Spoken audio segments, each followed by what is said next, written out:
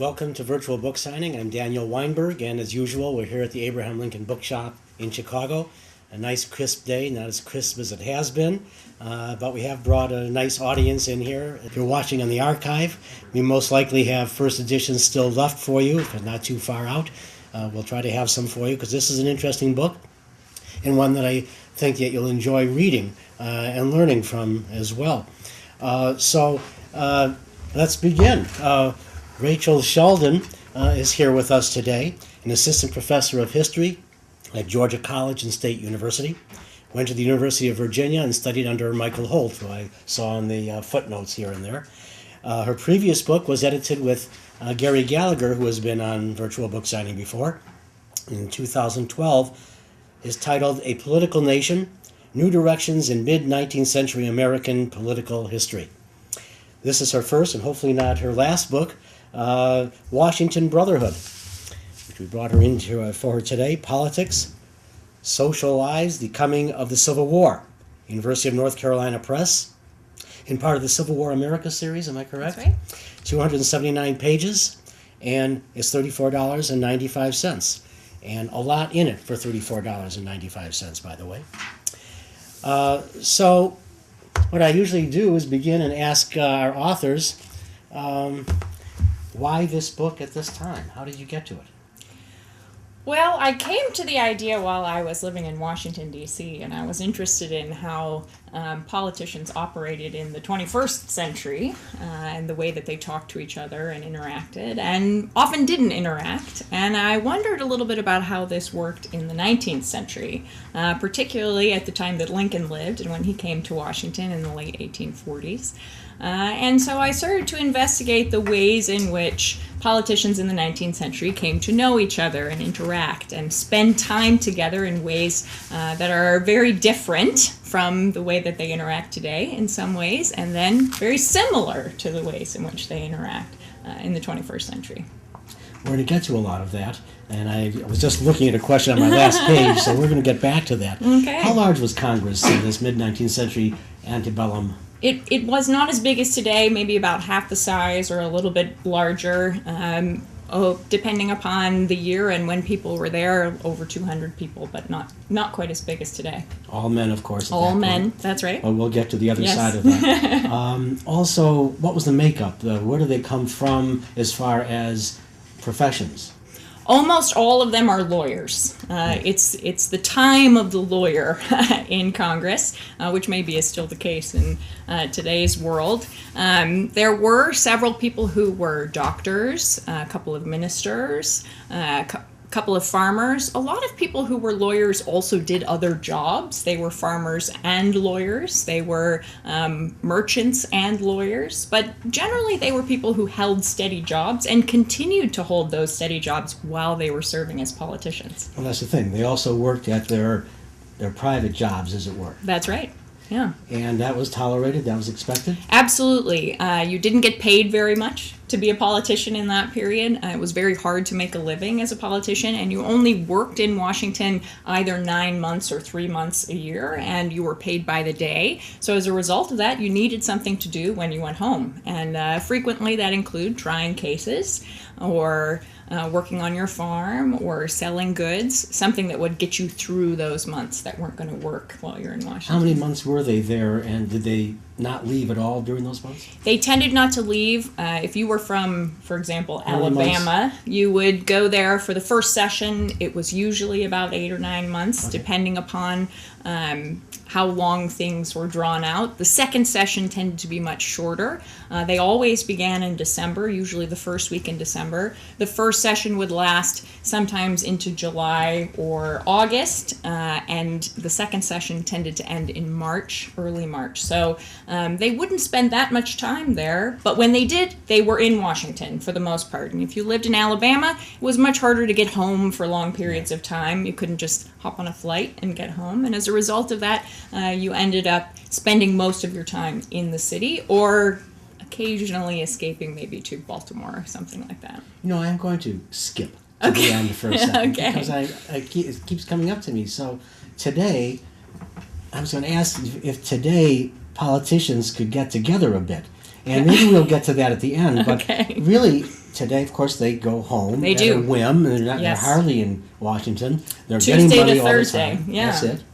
So this cauldron that you're talking about in this book doesn't exist any longer. No, not in And the same I'm way. wondering how that might be affected in some fashion today. But at the heart of the book is that most of the congressional work was done in a social setting. That's correct. That's really what you're Yeah. saying. It was the unofficial political arena. That's right. So in brief, how did that Washington social setting become a policy-making venue? Well, the most important thing to recognize about how Washington worked in this period before talking about that is to see that it didn't operate in the halls of Congress.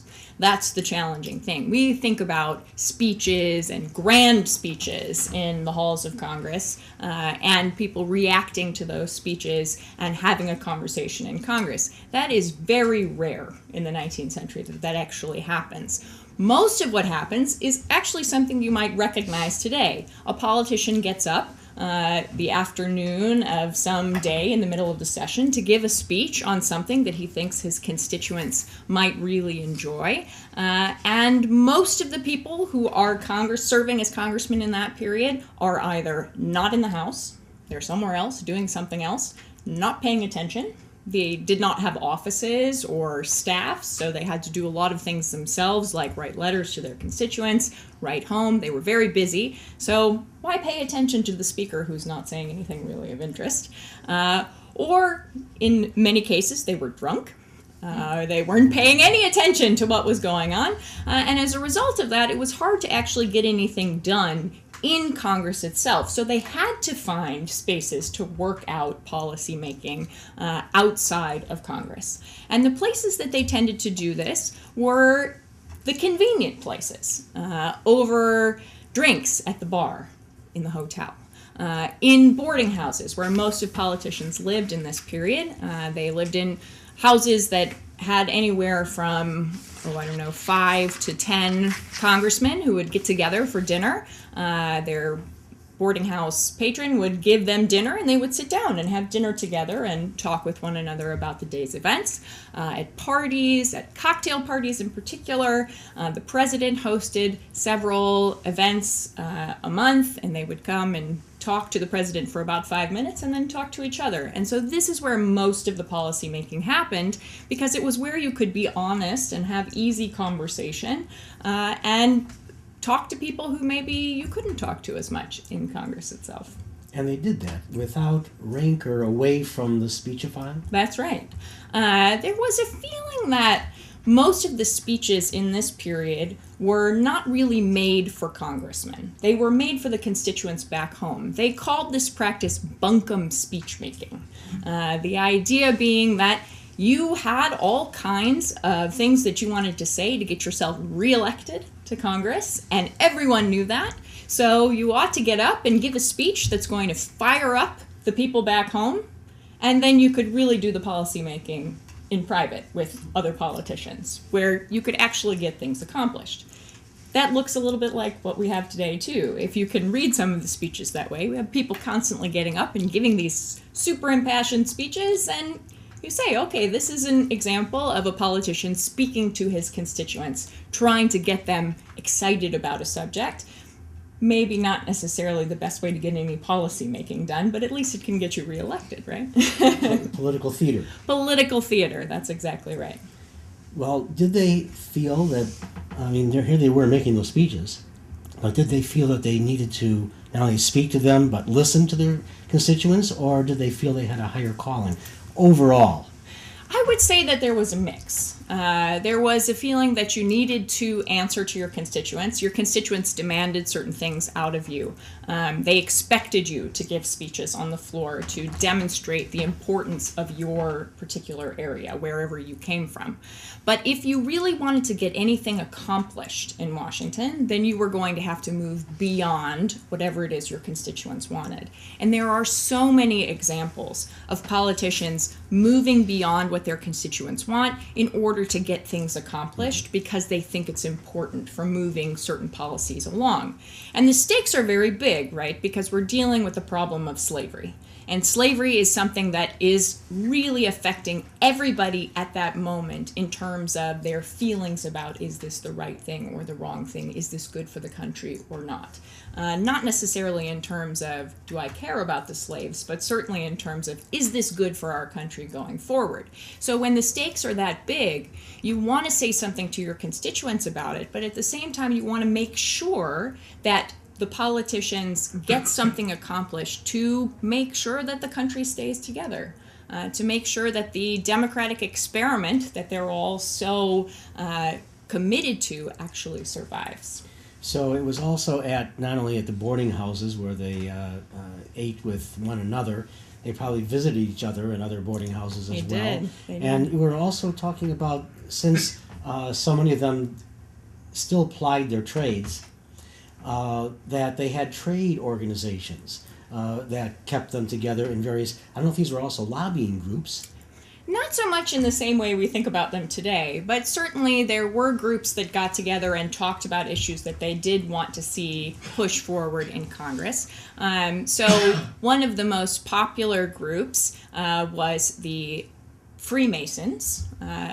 Politicians had been in the Freemason groups for a long time, and they had sort of lost popularity in the 1830s and 40s, but by the 1850s they're sort of back supporting each other. And so they would get together in these Freemason meetings in Washington, D.C. and talk about issues involving the Brotherhood of America and of these particular kinds of Freemasons.